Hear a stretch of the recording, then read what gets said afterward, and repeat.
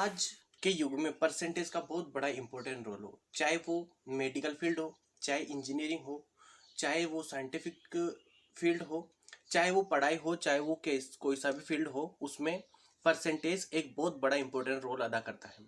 लेकिन अक्सर देखने को ये आता है कि ये परसेंटेज समझ में ही नहीं आता है। बहुत सारे स्टूडेंट को ये बहुत कंफ्यूजिंग लगता है। तो आज हम इसकी बिल्कुल जीरो से स्टार्ट करेंगे कि आखिर होता क्या है परसेंटेज। तो सबसे पहले तो मैं आपको बताना चाहूंगा दोस्तों कि यहाँ जो दिया है परसेंट, ये परसेंट का मतलब होता है प्रति सौ, यानी कि आउट ऑफ 100। हम हिंदी में बोलेंगे इसको प्रति सौ और इंग्लिश में बोलते हैं इसको आउट ऑफ 100। आउट ऑफ 100 यानी कि 100 में से कितना।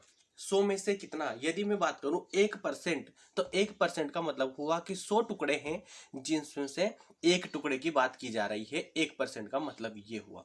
प्रति 100 यानी कि प्रति 100 का भी मतलब वही हुआ कि 100 में से कितने, यानी कि 100 टुकड़े हैं तो उसमें से एक टुकड़ा। अगर बात करें कि प्रति 50%, तो 50% का मतलब यही हुआ कि 100 टुकड़े हैं तो 100 टुकड़ों में से 50 टुकड़े। इसका मतलब ये हुआ। अब बात आती है कि अगर हमें 80% लिखना है तो 80% जैसे लिखेंगे तो हम 80/100 लिखेंगे। उसे निरूपित करने का तरीका है हमारा 80/100। यानी कि हमारा जो चेंज हुआ, जो वो चेंज क्या हुआ है, यहाँ परसेंट का साइन जो दिखाई दे रहा है, इसी परसेंट को साइन को चेंज करके हमें 80/100 लिखा है हमने। यानी कि इस परसेंट का मतलब हुआ कि 1/100, परसेंट का मतलब हुआ 1/100। ये बात आपके दिमाग के अंदर अच्छे से फिक्स हो गई होगी दोस्तों यहां तक। और जब हम बात करते हैं कि यहां पर हमें ऑफ दिखाई देता है, आउट ऑफ, तो ऑफ का मतलब होता है गुणा का चिन्ह। आउट ऑफ, आउट ऑफ यानी कि ऑफ का मतलब होता है यहां पर गुणा का चिन्ह, यानी कि उसको गुणा किया गया है। जैसे पहला उदाहरण लेते हैं हम, 100% ऑफ 1000, यानी कि 100% ऑफ 1000। तो क्या करेंगे इसमें, ऑफ का मतलब हम जानते हैं गुणा, तो यानी कि यूं भी लिख सकते हैं 1000 का 100%।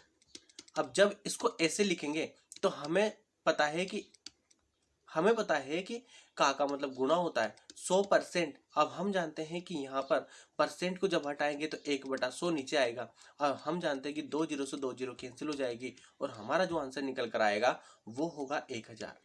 तो दोस्तों कितना सिंपल है, कुछ नहीं करना। जहां पर भी ऑफ दिखे या का दिखे तो उसको गुणा में बदल देना है, और साइन दिखे परसेंट का तो उसे 1/100 में बदल देना है। हमारा आंसर बड़ी ही आसानी से आ जाएगा। जैसे यहां पर हमें दिया है कि 600 800 का कितने परसेंट है, तो 600 है 800 का, तो 800 नीचे कितने परसेंट है, यानी कि 100%। 100 से गुणा करेंगे, तो 100 से गुणा जैसे करेंगे, देखो दोस्तों यहाँ पर हमें 2 जीरो से 2 जीरो कैंसिल। अब काटना है इसको, 2 से काटेंगे तो 2 चौक 8, इसको 2 से काटा हमने तो 3 डबल जीरो, फिर से 2 से कट रहा है तो 2, ये 150, 150/2 करेंगे तो 75%। कितना सिंपल है दोस्तों करना, कुछ है ही नहीं। 600 की बात कर रहा है, 600 800 का कितने परसेंट है, तो 800 का, तो का नीचे और इंटू करेंगे 100 से, तो हमारा जो आंसर निकल कर आएगा वो होगा 75%। बड़ा ही सिंपल है, एक बार दिमाग के अंदर फिट हो गया दोस्तों तो कभी निकल कर नहीं जाएगा। बात करते हैं आगे। देखो 800 का 40% क्या होगा, तो 800 का 40%, तो देखना अभी 800 है, का मतलब गुणा, 40% निकालना है तो बटे नीचे 100, 2 जीरो से 2 जीरो कैंसिल, बचा कितना 8 चौक 32। कितना आसान है, क्या किया, कुछ नहीं किया, 2 जीरो से 2 जीरो कैंसिल कर दी, बाकी को गुणा कर दिया। हम क्योंकि हम जानते हैं दोस्तों यहाँ पर कि का मतलब गुणा होता है, बस गुणा करना है और कुछ नहीं। देखो एक और संख्या है हमारे पास, किसी संख्या के 25% में से 25 घटाने पर 25 शेष बचता है, तो वह संख्या कौन सी होगी। मान लिया मैंने वह संख्या x थी, क्योंकि हमें पता नहीं है, और उसका 25% यानी कि 25/100 में से 25 को घटाया तो वो संख्या निकल कर आई 25। अब कैसे सोल्व करना है, ध्यान से देखना दोस्तों। यहां पर हम जानते हैं ये प्लस है, माइनस है तो उधर जाके प्लस होगा, यानी कि ये 50 हो जाएगा। अब यहाँ नीचे 100 लटक रहा है इसके, तो यहाँ उधर जाएगा तो ये गुणा हो जाएगा, और यहाँ इसके साथ गुणा हो रहा है तो उधर जाकर ये डिवाइड में चला जाएगा। दोस्तों इसको काटेंगे तो 25 दूनी 50, यानी कि निकल कर आया हमारा 200, तो वह संख्या होगी 200। बड़ा ही सिंपल है, कुछ नहीं, लैंग्वेज पढ़ो और आंसर आपके सामने। देखो अगला दे रखा है इसने, सीता ने किसी परीक्षा में 180 अंक प्राप्त किए और वह 30 अंकों से फेल हो गई। इसका मतलब ये हुआ कि टोटल अंक अगर उसके 180 तो प्राप्त किए, 30 अंक और आ जाते, यानी कि टोटल उसके पास 210 अंक हो जाते, तो वो पास हो जाती। यदि परीक्षा का उत्तीर्णांक 30% हो तो परीक्षा का कुल पूर्णांक कितना था।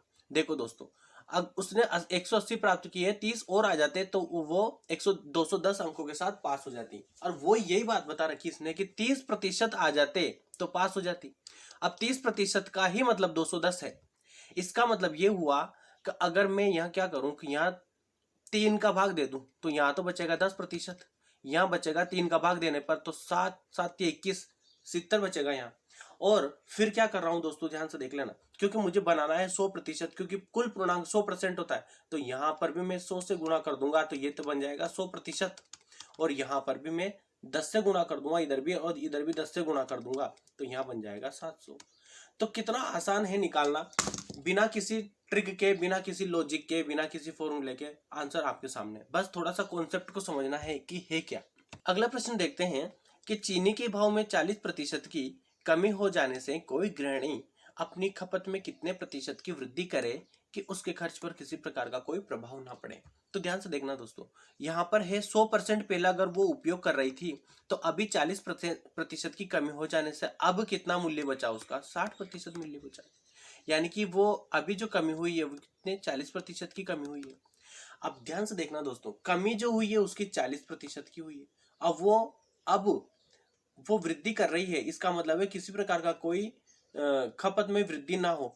खपत में कितने प्रतिशत की वृद्धि करे, तो इसका मतलब पहले उसका बेस आधार जो 100 था, अब वो उसका आधार हो गया 60, यानी कि वो 60% पे उसकी वृद्धि को निकालना चाहती है। इसका मतलब ये हुआ 100 से मल्टीप्लाई करेंगे, 1 0 से 1 0 कैंसिल, 2 दूनी 4, 2 तिया 6, यानी कि 200/3 निकल कर आएगा, भाग देंगे तो 3 छंग 18 और फिर से 2 बचा, 3 छंग 18, यही उसका आंसर होगा। तो बड़ा ही आसान है दोस्तों। देखो क्या किया हमने कि पहले उसका आधार 100 था, अभी 60 है, तो 60 पर निकालना है, क्योंकि मूल्य में कमी हुई है इसलिए हम 60 पर निकालेंगे, तो 40/60 × 100 बराबर आंसर हमारे हाथों में होगा। तो बड़ा ही सिंपल है। अगले मिलते हैं नेक्स्ट वीडियो में, तब तक के लिए बहुत बहुत धन्यवाद।